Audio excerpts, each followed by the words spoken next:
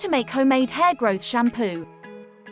DIY aloe vera gel shampoo.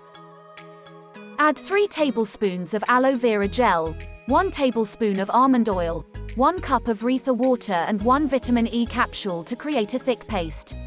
Apply this paste onto wet hair in the shower, then tie up your hair and leave it on for about 5 minutes. Rinse off with cool water and enjoy beautiful hair. Aloe vera is considered one of the best remedies for hair. This wonder plant has several beauty-boosting properties.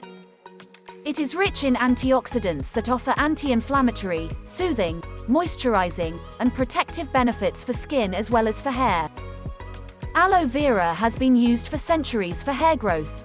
Aloe vera gel calms an itchy scalp, deep cleans oily hair, strengthens and repairs hair strands, and may promote hair growth. Hope you did get some value out of our today's video. If you really did, hit subscribe button, press the bell icon in order to get regular updates from our channel.